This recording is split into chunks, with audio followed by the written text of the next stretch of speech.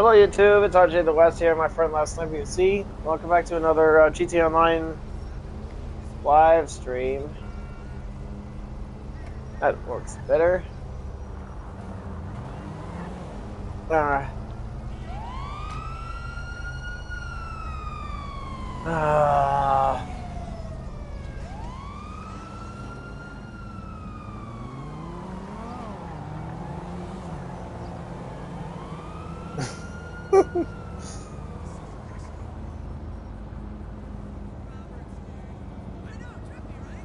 man, the song.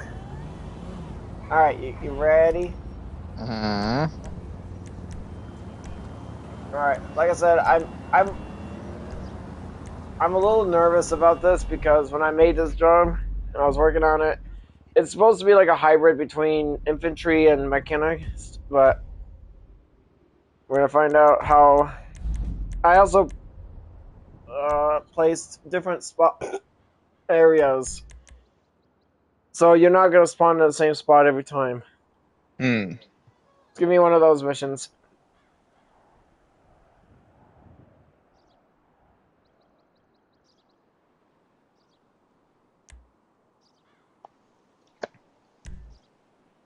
Who sings this?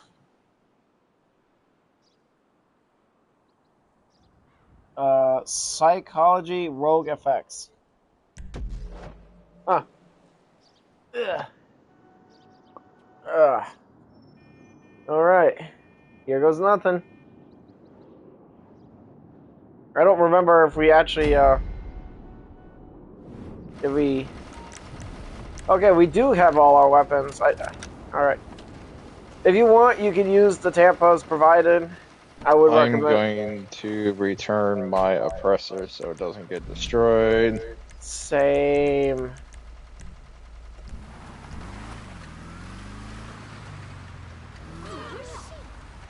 Here they come. Our mission is to destroy the FGB base. Oh crap.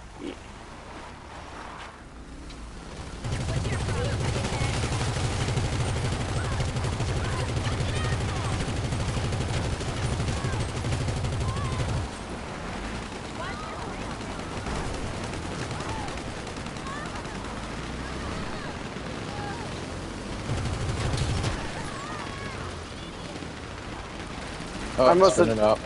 I must have disabled the chase units or something. Why was there supposed to be some? They're kinda sort of, yes. Oh shit. Oh, I must have disabled. You know what? I disabled them on purpose because I wanted this to be more of a clean fight with less. It's supposed to be like a base versus base. I blew the barrels up. Nice. You were supposed to.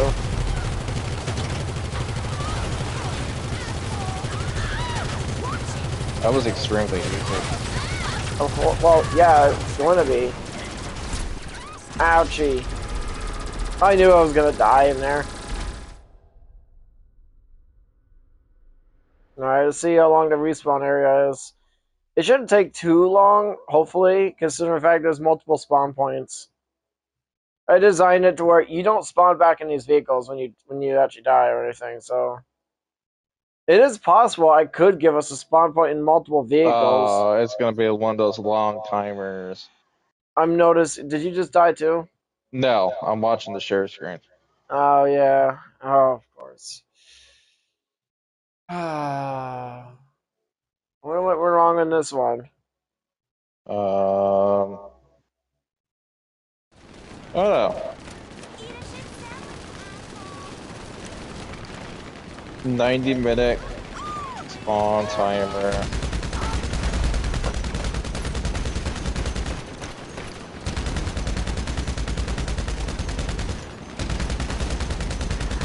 Oh, shut that jetpacker out.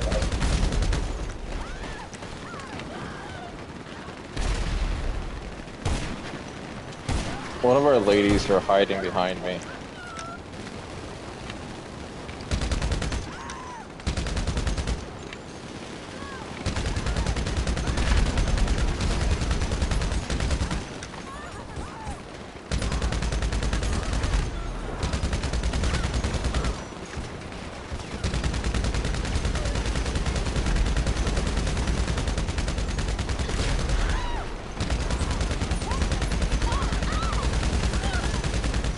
Ow. You'd think these jetpacks wouldn't be such a threat, but in actuality, they are a real threat. Hmm.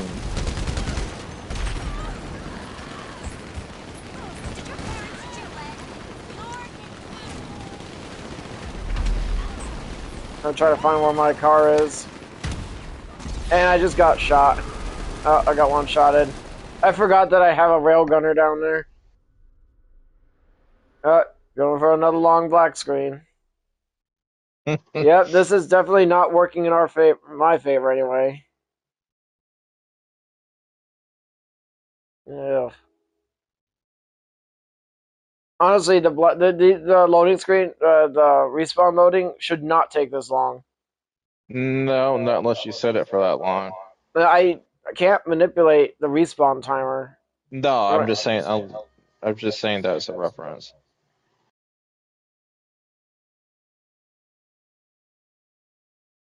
And if I'm lucky to spawn in the back of the bases. Oh. Now it's my turn to wait for 90 hours. I'm gonna call for my tank. Fuck this.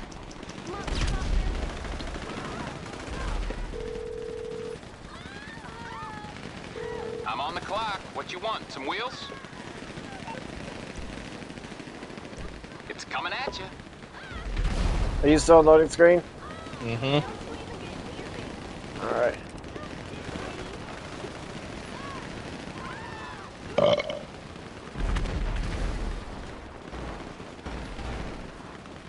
It'll take me longer to do it for you, though. Yep.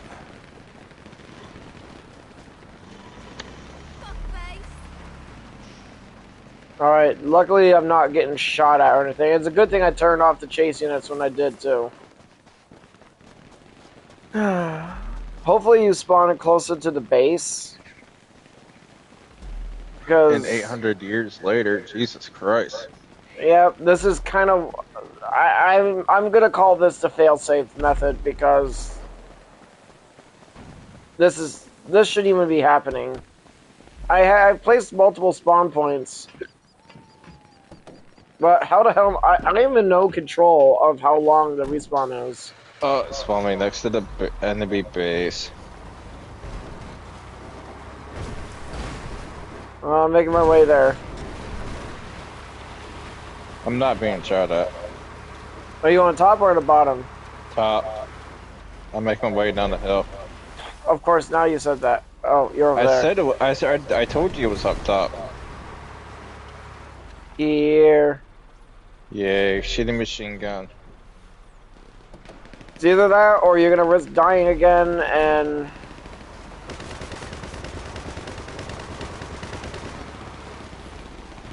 Fucking retarded, dude. I'm not gonna lie, I'm a little annoyed, but I'm gonna just do this. I'm gonna... Damn fuck. That's one way to help them. That's one way to help them up.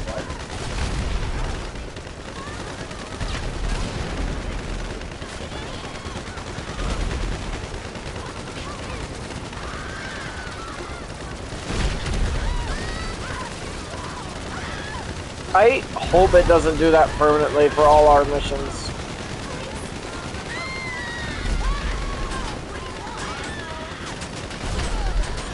You must have did something that caused it.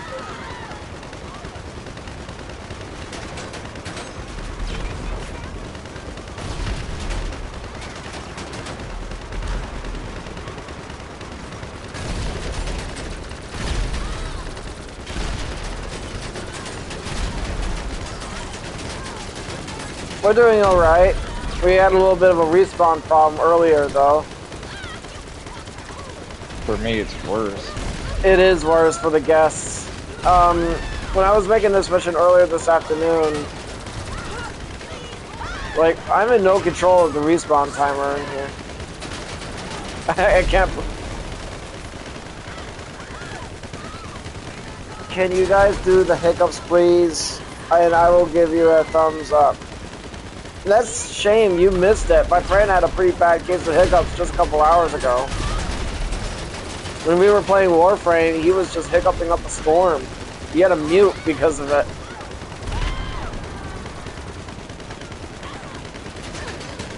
And now that I'm actually playtesting the mission in a more controlled way while live testing it, oh my god. Ah. I am not gonna kill anything with this machine gun. Good God, this thing is like Earthquake Simulator.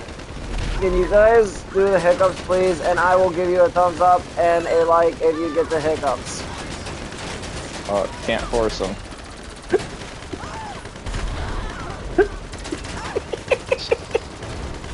I think you probably can if you force the diaphragm in the right way. I can fake burp. Does that count?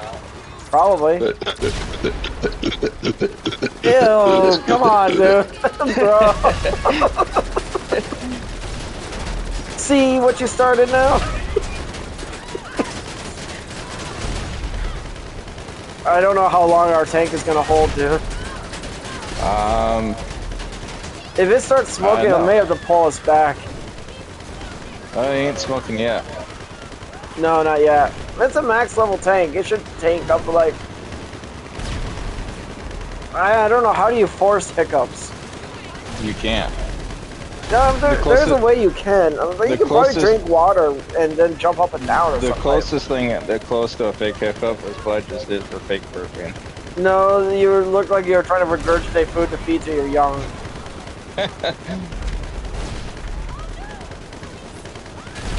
Oh, I'm so inaccurate with this. This machine gun's worse, dude. I bet. It is literally so inaccurate because of the screen shake. Oh, we don't drink Coke or beer. Well, he drinks Coke, but he's in a really fast and you'll get... I drink more like Pepsi. Very occasionally Coke if the restaurant And I have it. usually have my snack right before starting my live stream, and occasionally I do get the hiccups when I'm gonna switch seats with you. Whoa. I'm gonna switch seats. Blade. I know you don't like using that machine gun. I don't mind using it though. Ass. Eh.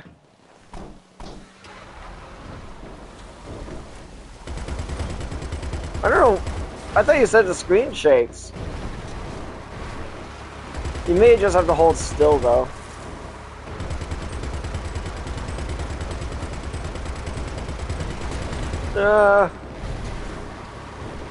I can't zoom in with this gun.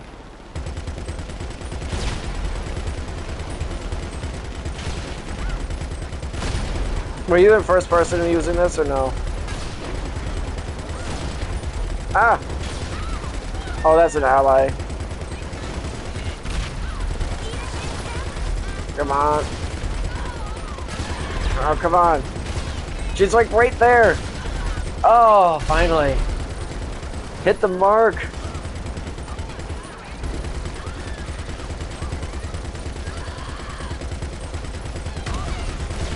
So hard to hit with the tank.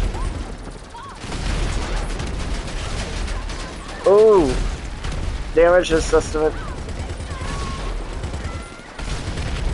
At least I can aim down a lot easier with in third person.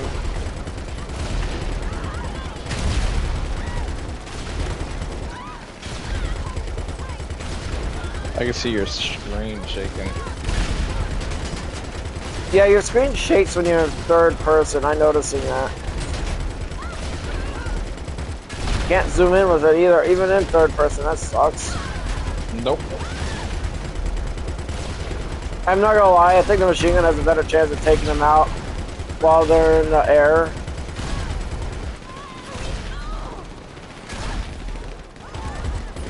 Oh, those are allies down there.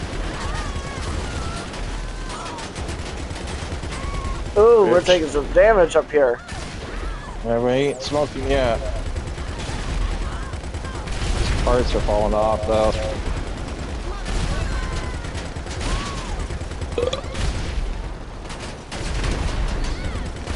That was a real one too, by the way. That was not a fake burp. That was an actual real one. I could feel it forming in my throat. Gotcha. You know, that little air bubble. Yep. Oh, my allies took my kill. Oh, we're smoking. Yeah, we are. Oh, wow, we are smoking. Black smoke, too. At least it's not beeping. No, but it'll be it will be very soon. Can I call Pegasus? I don't remember if I made it to where we can call them or not.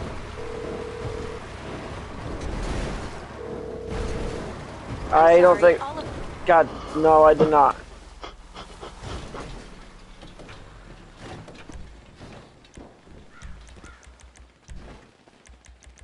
Alright, on the flip side, this is lame, but it works. I hate this, but it goes completely against what we were supposed. It's better. You must have it where you can't call us personal vehicles. I called our personal vehicle. What the hell do you think we were using? I don't have the option.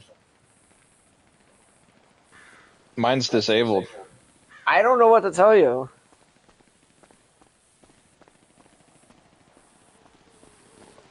Do not know what to tell you. It says it's currently not active. How am I able to call mine, but you're not? Like, whatever keeps us alive. We already beat the... We already did the maintenance. It says delivery not currently available.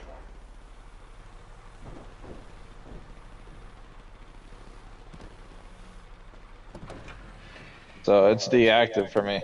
Oh, you're gonna get in the machine gun? Oh, I was, but getting in and out. I wasn't getting in and out. I was just getting in. I didn't know what you were doing. Really? Really, dude? The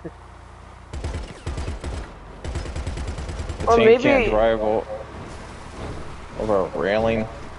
Man, this mission is definitely not turning out the way I was hoping. Something blew up there. Huh? I just saw something blew up over up in the distance. Probably one of them. It's either this, or we're gonna die and have to wait like a full minute to respawn. Nobody who's watching this live stream is gonna want to wait for like 30 or 40 seconds of black screen.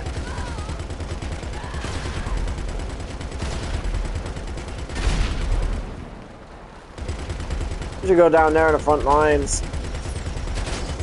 It's the bitch with the railgun we gotta worry about. She's the only one that's capable of really putting damage on us.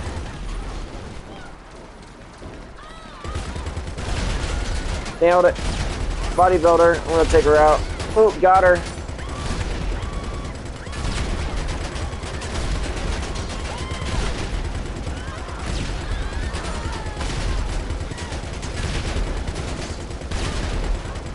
I probably could look up on the internet why is our respawn area taking so long. I mean, here's the thing though, our respawn area is normal. Like, I just placed random, normal, move. You just got hit by a railgun. No, she didn't hit us. Okay, you're getting shot at by a railgun. She missed and hit the side of the cliff side.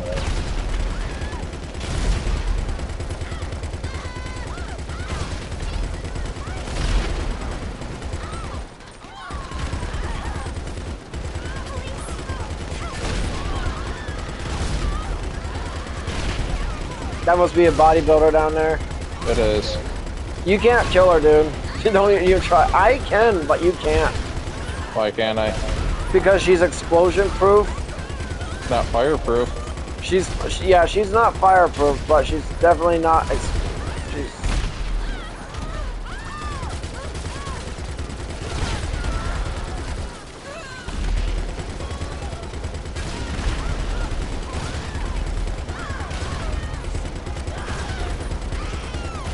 Oh.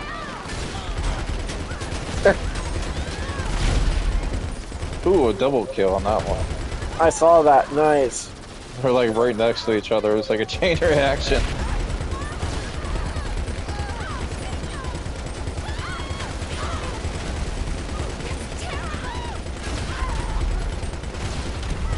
Bitch took my kill.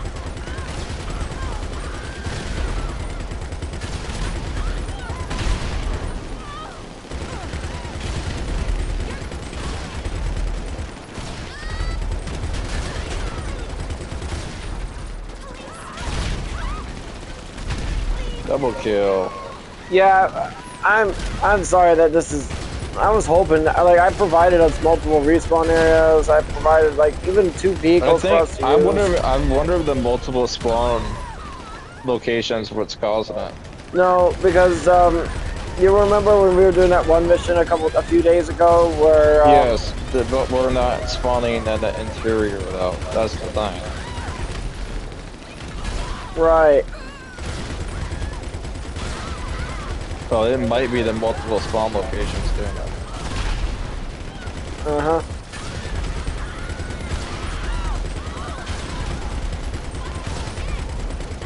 It has to be. Well, until I ask Google AI what's happening, and unless if it says not much, then I'm not gonna talk to him. Like, I love how our Western ladies are just kicking their asses, but I don't like how they're taking our kills. No, I don't care though. We're winning, I think. I mean, we've resorted to having to use a tank so we can stop dying a lot.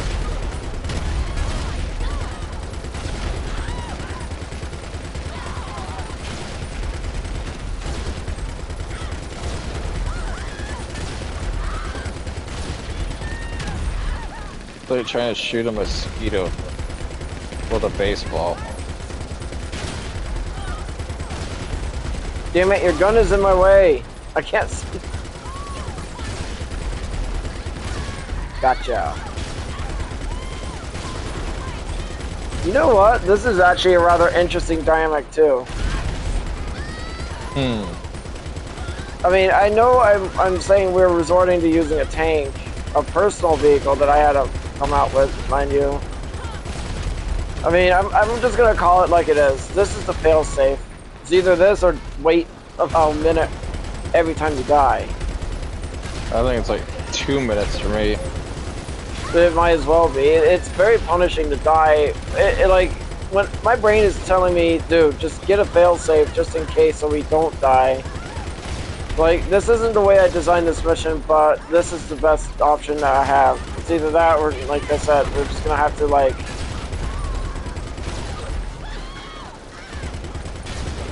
Boring.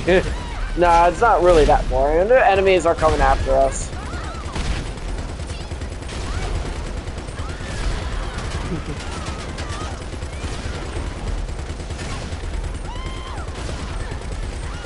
Tanky sons of bitches. I only gave them 500% health. Too much. They're genetically engineered superwomen.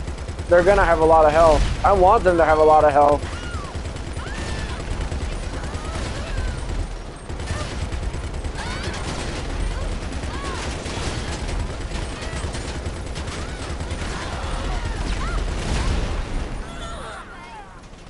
Double kill. Are we smoking it? No, almost. No. We might almost be smoking though. It didn't take long for us to start smoking. It took a bit. It took a little bit. Yeah, it did. You gotta remember, it's a tank. And it is technically bulletproof. It's highly bullet extent. resistance. Nothing is To actually. extent. Yeah. It's bulletproof to extent. You say you blew up all the stuff down there, right? Yeah. Where's my car? Oh, no, it's back there. You know, we have like 6... damn turret section in my own mission.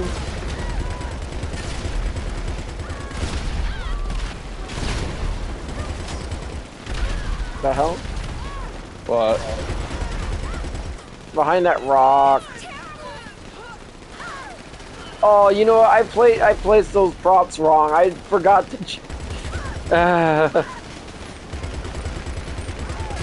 They were supposed to be stacked up like perfectly, but no. Lazy. Oh, someone's hiding behind us. It was one of our soldiers.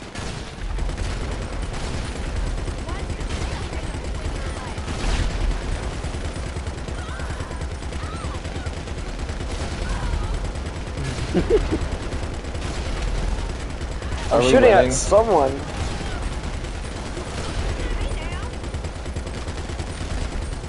I just see black silhouettes down there. Oh, it hit someone down there.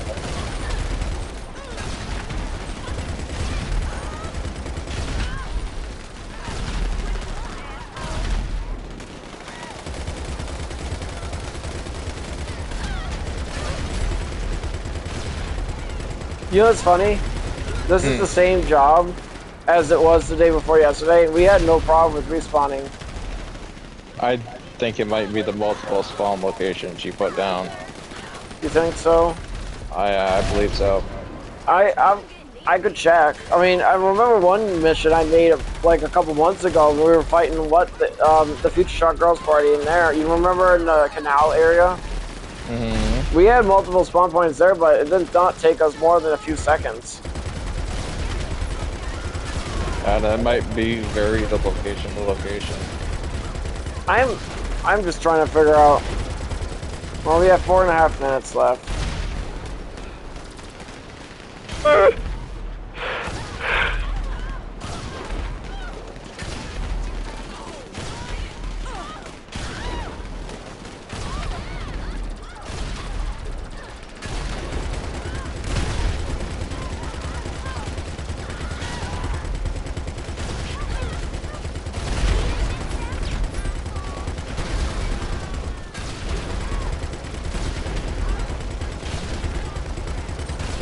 I feel like I'm duck hunting.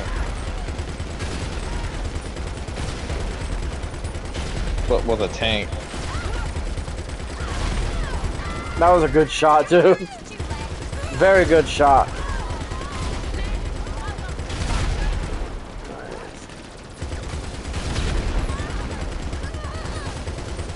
Yep, and we're only targeting these guys because, well...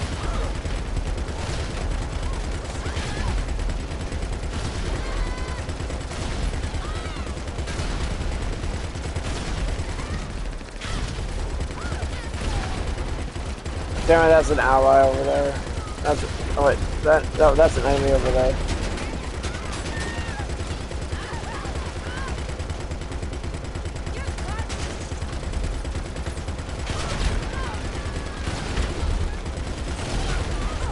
Oh, kill like 4 or 5 enemies right down in that spot. Are you noticing that our, I'm noticing our mechanized warriors are not doing anything back there. Because they're all on foot. No, well, the ones that are on foot are already on foot. Maybe they didn't spawn enough. That has been... If you, there's only like a couple minutes left. You want to drive over there real quick and see if they're actually in there? And it is a pattern that's been going on lately that they don't spawn on their vehicles. Well, I have them respawning with the actors inside.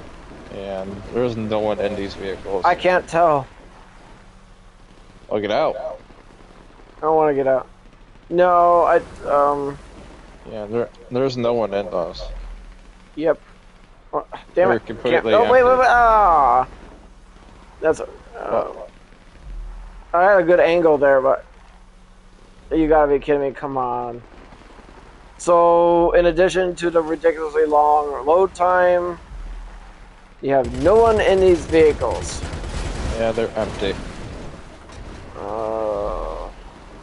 Empty shells of a husk. Well, we already got what we needed. I've been seeing the pattern going on with the vehicles in this game.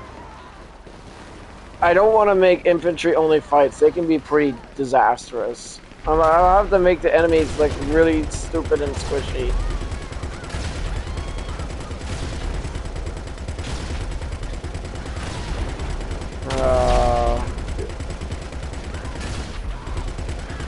I like how you can aim decently low with this in third person.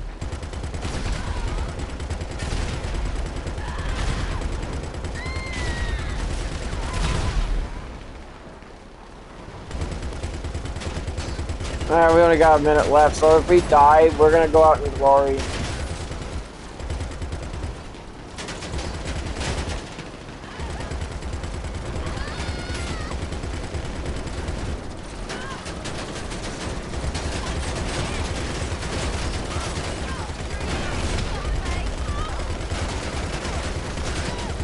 I wonder if I noticed that I did not disable their guns. They're supposed to not drop guns when they die. I saw them drop a minigun. They're dropping all these guns, so.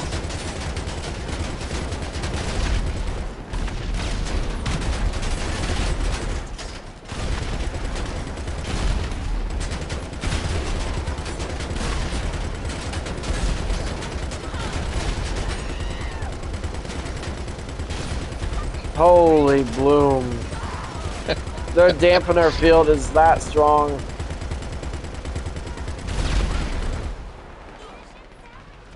We did it. Yay.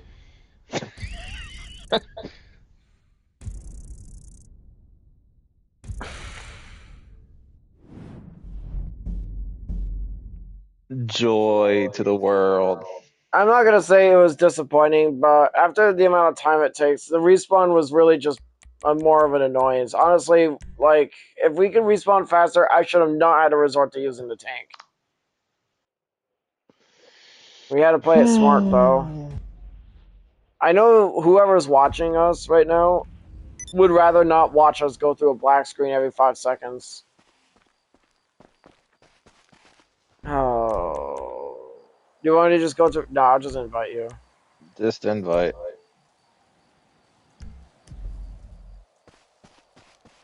Who's just invite? I don't know, maybe it's a Justin Bieber wannabe. No, you know, another thing about it, the word Justin.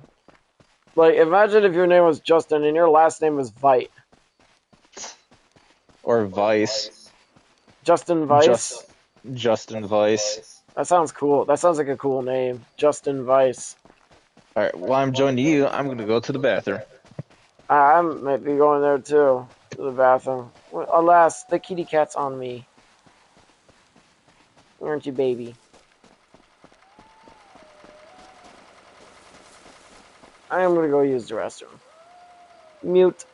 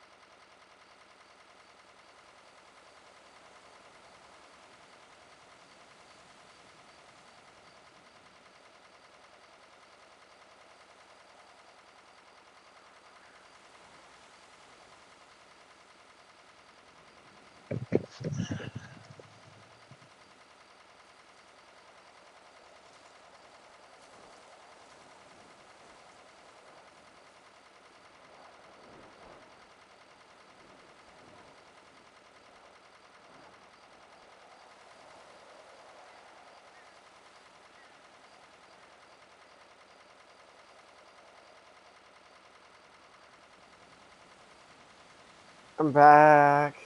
Okay. Let's figure this out. Oh, I gotta invite you into the Invite. CEO.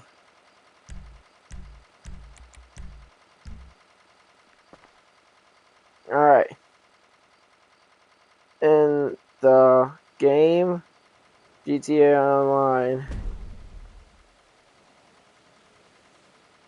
in the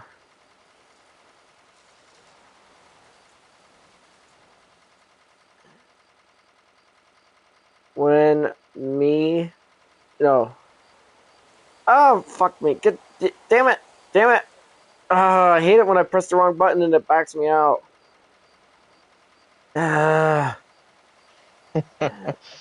Shut up. Not funny. GT Online. My friend and I are playing one of my missions from the creator, and we are having a long respawn time. Yeah, I'll get in.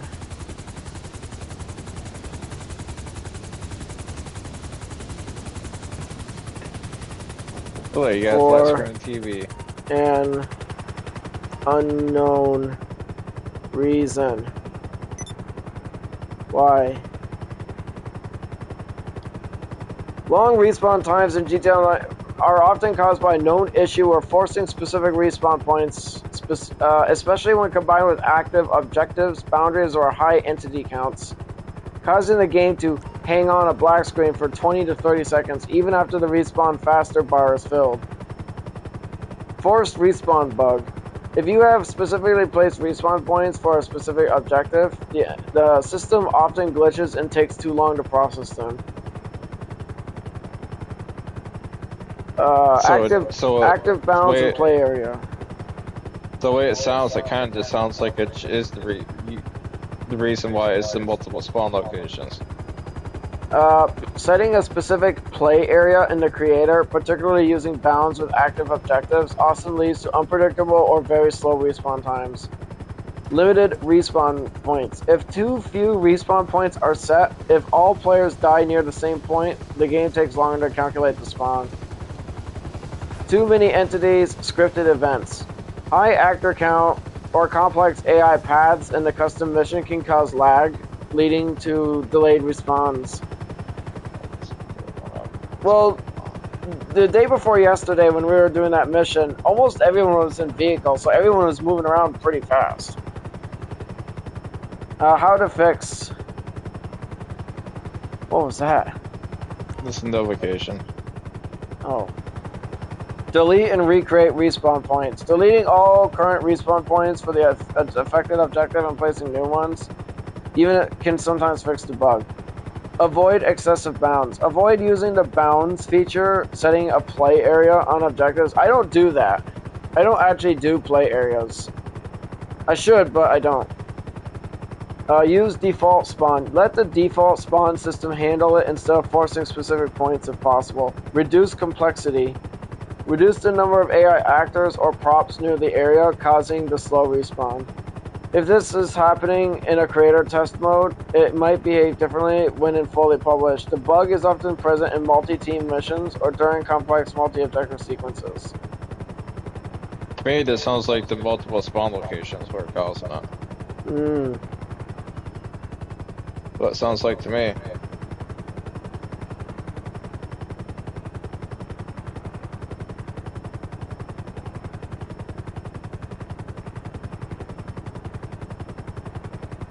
Which island has that little house on it? I wonder what this champagne is. In real life, I would not drink this stuff. I'd see it as just, I don't know, something to just dump out.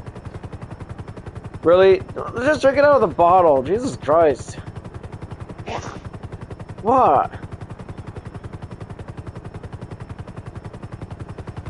Fucking lazy ass bitch. You would rather drink it out.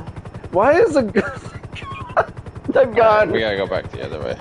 The gun. Don't make me spill my champagne. In the game GTA Online, my friend loves doing My friend loves my custom missions. I do. We make battles.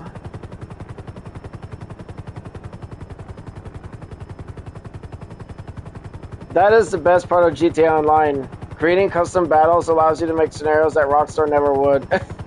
Since you and your friend are enjoying creating, here are some tips and ideas to make your battle missions to the next level in 2020 based on the latest. Boost your battle creation. Use the survival creator for horde modes instead of just no, we don't do that. No, we don't do King of the Hill. Build throne rooms or high ground. No, we don't do that shit. Leverage NPC attack units. In the mission creator, go to the entities tab, add actors, and set them as friendly to you. Oh, yeah, we already do all that. That's basically what we all did. Vehicle deathmatch. Use the vehicle deathmatch creator to stage battles with weaponized Tampa or arena war vehicles in tight spaces. You know what? If you could put AI enemies in arena war, I would be more than happy to do some of those arena war missions, but we can't. Can you get drunk off of this shit? Probably. Create a zombie apocalypse. No, you know what? Forget all that shit. Let's see.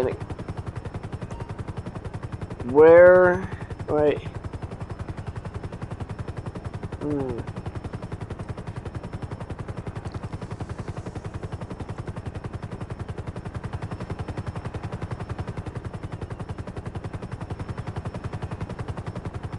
Let's see.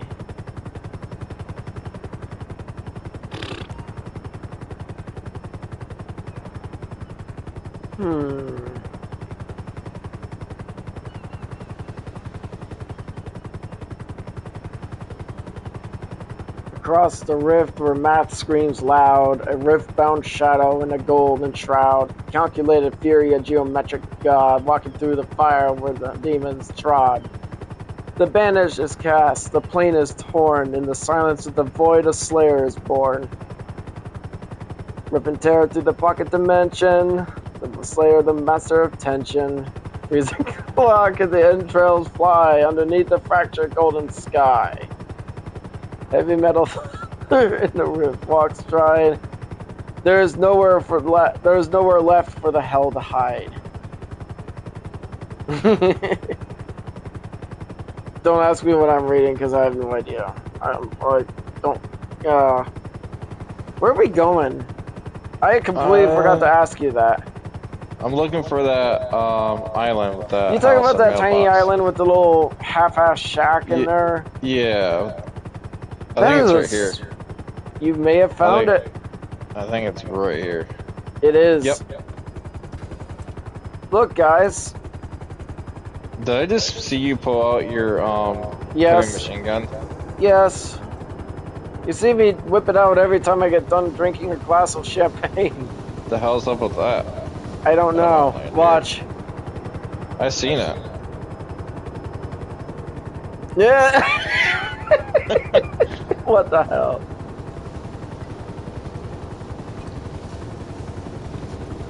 On the flip side, at least there is one unique advantage that you can use a helicopter for.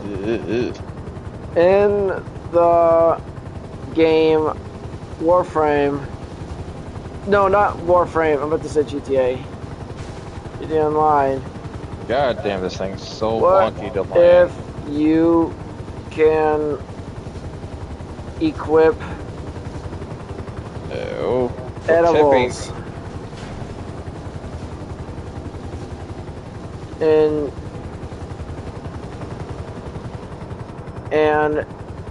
use them as snacks, but they get you stoned. If edibles were God introduced as damn it. equipable snacks in GTA Online, they would likely combine the health regenerating properties of items like ego chasers with the hallucinogenic effects There of we go. smoking in an apartment.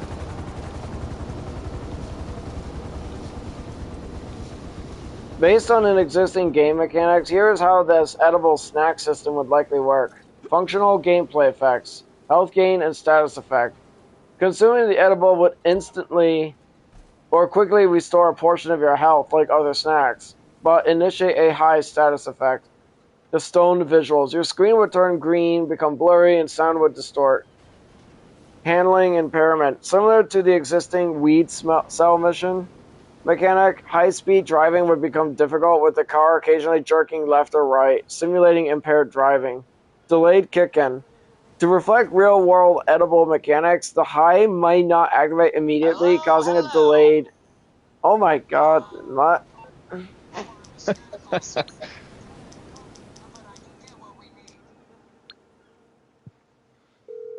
Delayed kick-in. Oh, you're Implement... drunk. Hello? Oh wow. All right, I'm gonna turn it'll my pad cost us, on. but I have plenty of friends with extra chemicals laying I around. love when I turn this pad back on. I love those vibrations. Let's see. Implementation. Spamming them in combat would cause the player to become incapacitated, pass out, or wake up at a nearby hospital. Potential too high mechanic. Similar to the bong hitting mechanic, if a player consumes too many edibles consecutively, they might enter a bad trip state, resulting in extreme camera distortion or eventually losing consciousness. How to counteract the effect. Alcohol. Players can drink beer to counteract the weed-related high emissions, which can be used as a strategy. No. Time and location. The effect would likely pass after a few minutes, or by entering a new interior. Wouldn't the scenery look better out here than it would in the helicopter?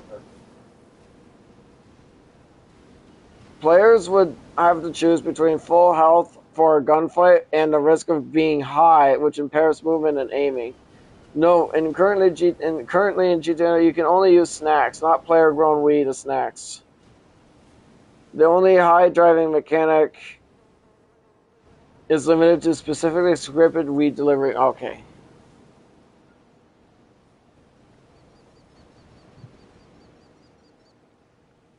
I have a weird question to ask. In the game Warframe,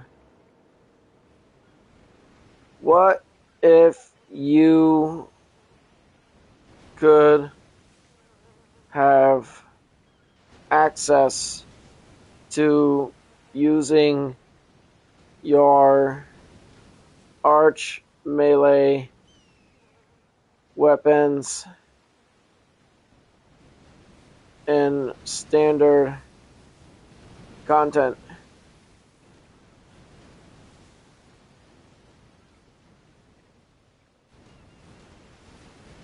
Allowing arch melee weapons in standard combat would transform combat by bringing massive, slow-swinging heavy blades, hammers, and specialized tools like the Centaur or the Kuva Nux to the ground.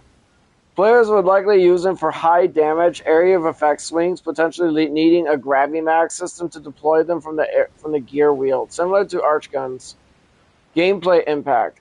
Arch melee weapons would feel drastically different from normal melee, likely favoring a slow, heavy-hitting playstyle, with some users suggesting a lack of blocking or restricted movement speed to balance their immense power. You know what? I would agree with that.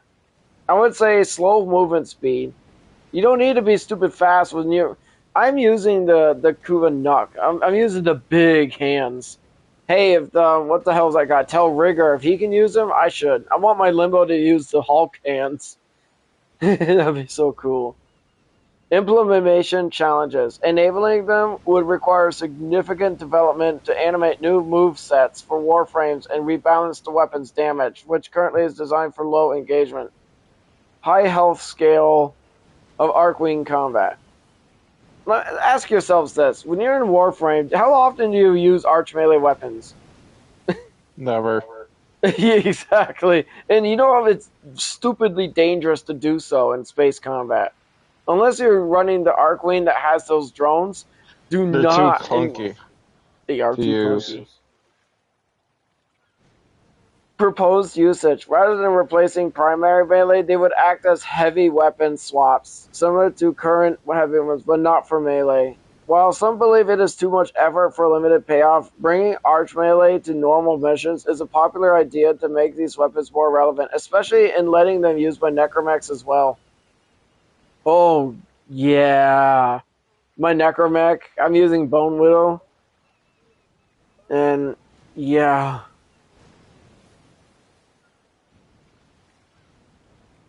Okay, I got one. What if Limbo was the only Warframe forbidden to use helmet abilities? Let's pick on Limbo for a little bit. If Limbo were the only Warframe forbidden from using helmet abilities in Warframe, it would heavily impact its viability, particularly in high-level content where his kit struggles against modern enemy mechanics. Limbo's playstyle relies on using subsumed abilities to handle threats that ignore the Rift, such as Eximus units. Without this option, Limbo becomes a one-dimensional, high-risk frame compared to the rest of the roster.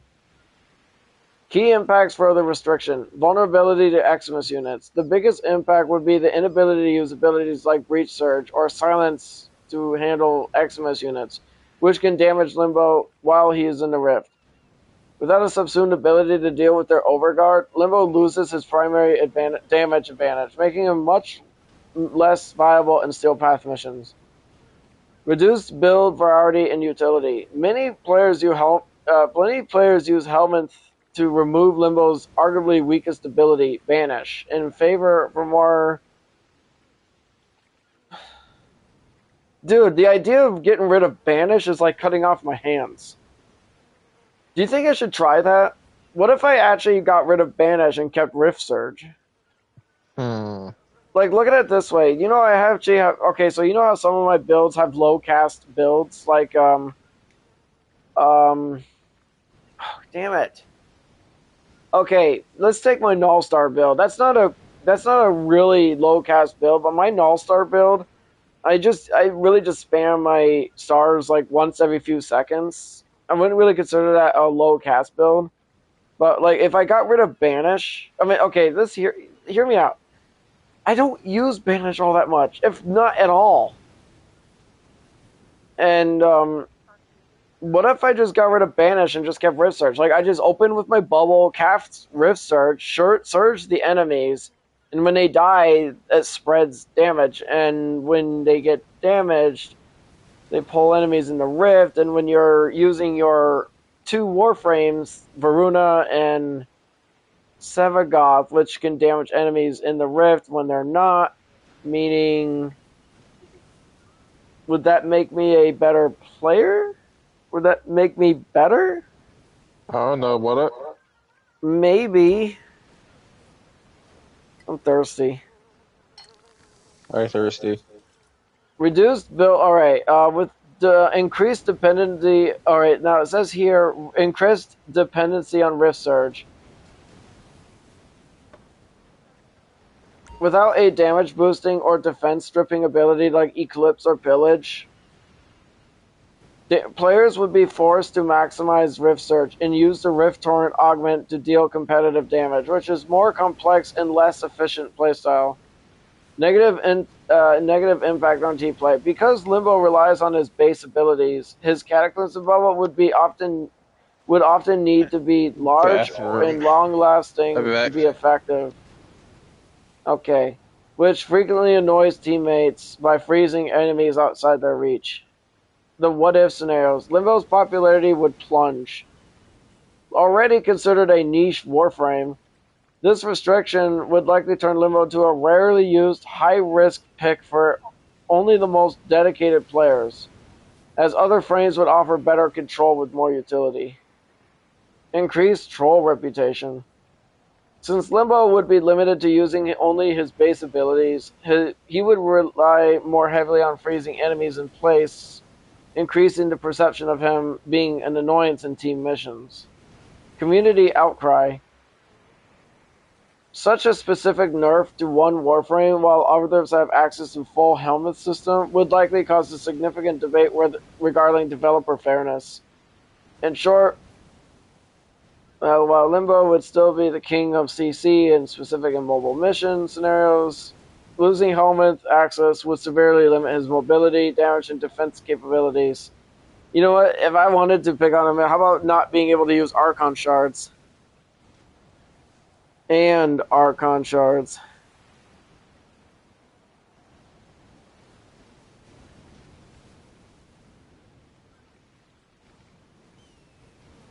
Oh, he would be considered a static Warframe in a rapidly evolving high-power game.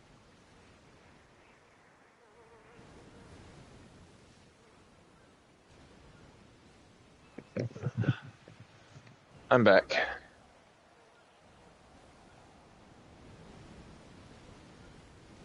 The impact of no Archon shards. Archon shards are heavily used to make Limbo smoother to play, as his animations are slow and his range and his duration are neither or high. Slower casting. Well, people do complain that he does kind of have a low casting speed. Now, without Tileforged Amber Shards for casting speed, Limbo's fourth ability in his burst would feel sluggish, making him vulnerable when fighting high mobility enemies.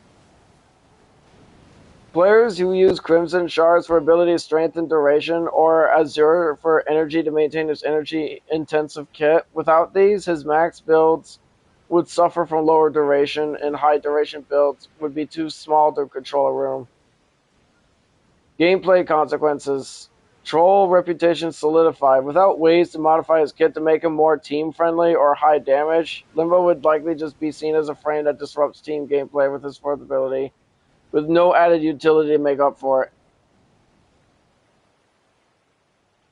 In summary, Limbo would remain... No. Yeah.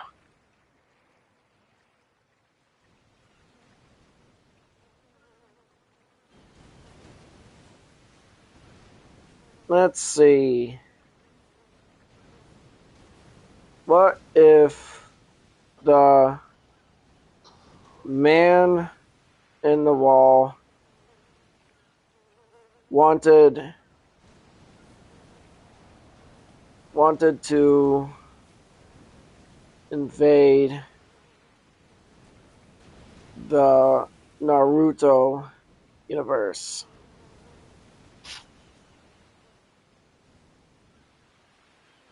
If the man in the wall, also known as the Indifference or Wally, would target the Naruto universe, it would not be a conventional war, but a rather slow existential horror takeover.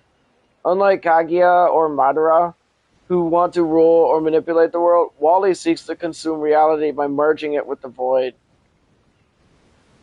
Here is how that scenario would likely unfold based on void lore and character abilities. The invasion approach. Subtle contamination.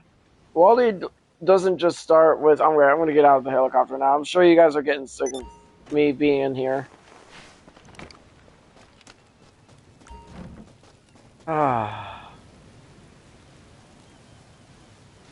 Void infection. Wally just doesn't start with a giant explosion. He starts with psychological manipulation and environmental corruption. Wally would appear as a doppelganger to key characters, similar to how he mimics Nintendo's "Hey Kiddo," probably mimicking someone close to Naruto or Sasuke. Mental manipulation. He would exploit the emotional traumas of characters like Sasuke, Kashiki, or Naruto, leading them to question their memories and choices, similar to his manipulation in The Sacrifice. The deal. Wally might offer power to those desperate enough, similar to the deal with the Zerman children, providing them with void powers that slowly corrupt their chakra network. How ninjutsu would fare. Ineffectiveness of conventional ninjutsu. Ninjutsu is based on chakra, a physical spiritual energy. The void is a paracausal force. It exists outside the laws of physics. Standard elemental techniques might have little to very little to no effect on void manifestations. Void sensitivity. Only characters with high spiritual awareness or senjutsu, like Sage Mode, might notice the intrusion early. However, the void acts like an aggressive mental contagion, potentially turning even powerful Sage users into void angels. Key Naruto Universe challenges. Naruto and Sasuke, six-path powers. They are most likely to combat him effectively due to their god-tier chakra, but Wally is less of a physical foe and more of an inevitable systematic question. They would be fighting an enemy they cannot kill, in a conventional sense. Genjutsu. Wally might be immune to Genjutsu, as he is a cosmetic entity existing in multiple realities simultaneously. The Tailed Beasts. The Tailed Beasts might be susceptible to void contamination, turning them into massive, corrupted, void-infested-like monsters. The likely outcome. If not stopped early, Wally would succeed in dissolving the barrier between the elemental nations and the void. The world becomes a flame. Wally can make the sky and earth appear as a flame. The Naruto world would eventually mirror the Zeraman or Duviri, becoming a place where reality is unstable, broken, and constantly repeating traumatic events. The final result. The universe is consumed into the void, turning the shinobi world into an infinite silent wasteland, or perhaps becoming another finger of Wally's influence in the multiverse. In summary, the shinobi might win initial skirmishes, but they would struggle against an entity that thrives on trauma and seeks to break the laws of physics, making the man in the wall a much more dangerous threat than any Astakuki.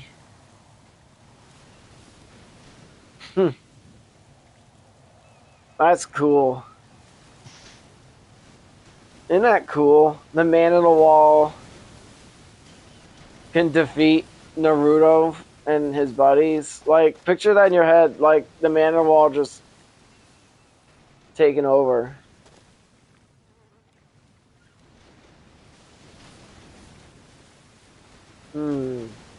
It's funny that earlier this morning, or I mean not this morning, but this afternoon, I was actually like, let's look at the Daedric princes now. The Elder Scroll, the Daedric. You remember I've been making of Oblivion in the Elder Scrolls universe. Alright, what if the man in the wall and lore accurate Limbo wanted to steal Elder Scrolls that are being held in. All right, let me be specific on this. Limbo has under his command an infinite amount of murmur. Here we go, guys. This hypothetical scenario pits the ultimate chaos of the void against the structured chaotic evil of Oblivion. Lore accurate Limbo, combined with the infinite and manipulative power of the man in the wall, poses a credible existential threat to the Daedric princes. Ooh, you hear that? Remember, I made music about this on my channel. If you actually check out my music, I actually made songs about this. The invading forces. The man in the wall, a gestalt entity representing the chaotic void itself. The man in the wall operates outside standard reality. He can manipulate time and space. and it can likely exist within the dreamlike conceptual nature of the Oblivion realms, perhaps even matching the conceptual power of the Daedric princes. Lore-accurate Limbo, a math magician capable of creating pocket dimensions to freeze, banish, or scatter enemies across the space-time. In lore, Limbo could theoretically trap entire armies in a rift, starving them out, and is nearly invulnerable while is in his own dimension. Infinite number of murmur. These stone-like geometric constructs act as the hands, feet, and the eyes of the man on the wall, capable of bypassing physical defenses and acting as a limitless, mindless army that can form into massive shape-shifting horrors. The invasion of Oblivion. Limbo and the Man on the Wall would likely not fight on the physical plane of Nirn, but directly attack the Daedric realms themselves, aiming to bypass the liminal barriers like the Dragonfires entirely. Infiltration. Limbo could use his rift-walking abilities to shift the Murmur directly into the realms of Oblivion. Since the Murmur are fragments of the Void and the Indifference, they could pass through the chaotic magic of Oblivion completely undetected. Rift stasis in Oblivion. Limbo could activate a cataclysm the size of a realm segment, forcing Daedra and Daedric structures into his rift plane. This would render them immobile and helpless, allowing the Murmur to overrun them, as Daedric magic and weapons might struggle to affect an entity in a parallel dimension. The Man in the Wall's game. While Limbo controls the physical battlefield, the Man in the Wall would likely haunt the Daedric princes, manifesting in their minds, causing paranoia, and corrupting their realms, similar to how he haunted Rel. The conflict. Daedric princes versus the Void. While the Daedric princes are nearly omnipotent within their own realms, they are not used to fighting an enemy that doesn't obey the laws of magic, but rather the laws of pure entropy and unexistence. Best chance of success. Limbo's ability to banish and freeze opponents combined with an infinite swarm could neutralize vast portions of a Daedric realm, such as Molag Bal's Cold Harbor. The problem of infinite. The Daedric princes are masters of their realms. If a Daedra is destroyed in Oblivion, its animus returns to be remade. However, if Limbo banishes them into the Rift, they are separated from their home realm and cannot be remade. In other words, the Daedra die. For real. They cannot come back. Once a Daedra is in the Rift, they will not come back if they die. That is just how dangerous Limbo is, guys. That would, if Daedra start realizing that their brethren are not responding, they will freak the hell out. The potential outcome, the steal. Limbo could likely create a rift around a container holding an Elder Scroll, tear it from the realm, and transfer it to the Zeramin, or the Void.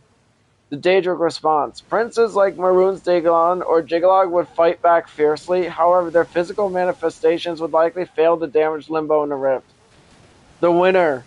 If the Man in the Wall acts directly, it could destabilize the conceptual reality of the Daedric princes. The invasion would likely be successful in stealing the Elder Scrolls, and potentially the Daedric princes would find themselves in a war they cannot win simply through strength.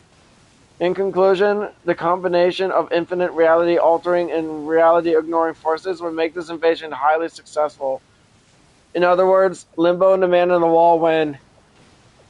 I was right. When I'm making my songs, if you guys listen to the lyrics, it's exactly about what I actually just explained to you guys. Oh, man. Don't you just love lore?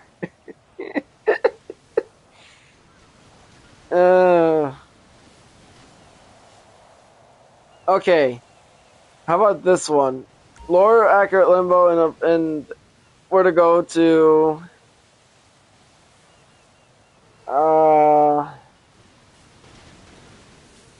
nah.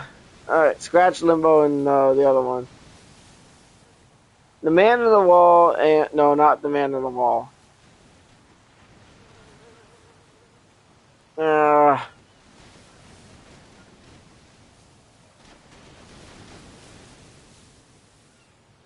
In the game Warframe, what if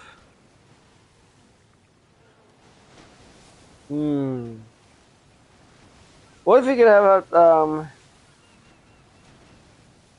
No. Okay. What if you could have up to 5-man groups?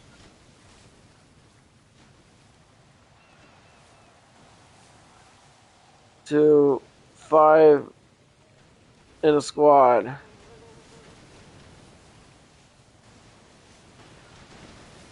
I'm gonna ask that.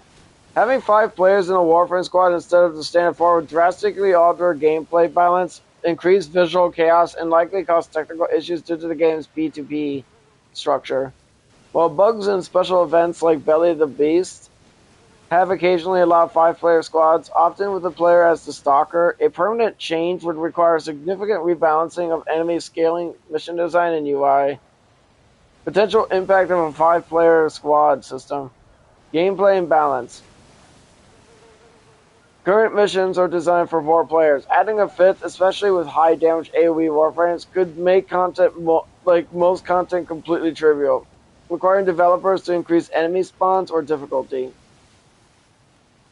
Visual and technical chaos. Visual noise would increase significantly, potentially blinding players, while the game's performance might drop to lower-end systems for a host in a 5 peer-to-peer setup.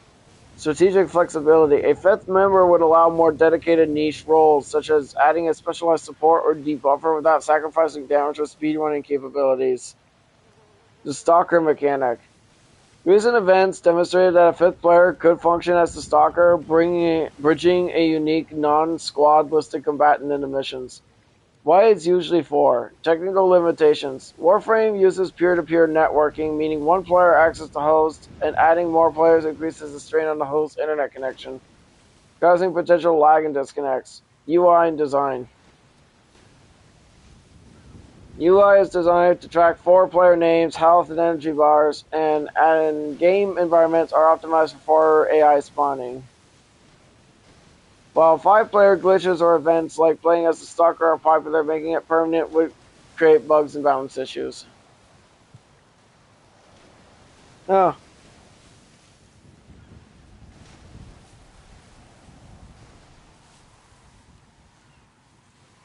Okay, I got one for you. What if there were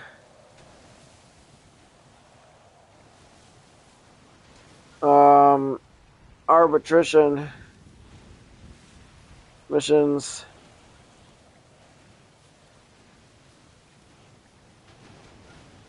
that give an elemental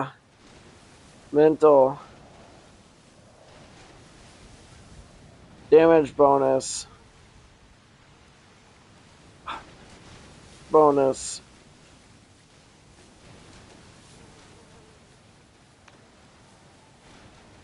like radiation. Alright, in a game Warframe, what if arbitration missions? What if? Alright.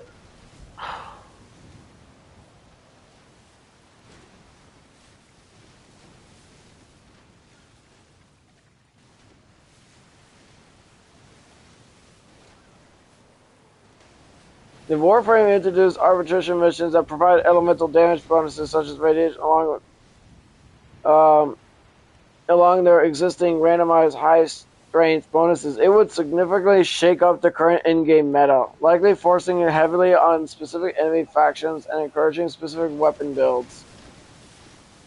Potential impact of elemental arbitration bonuses. Faction-specific optimization. A radiation bonus, for example, would be incredibly effective against Squeenier.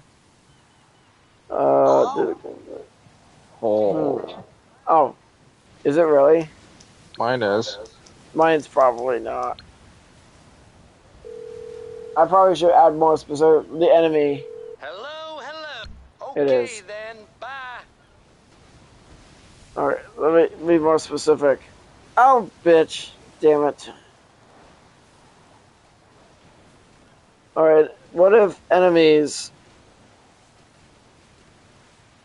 that give to the enemy?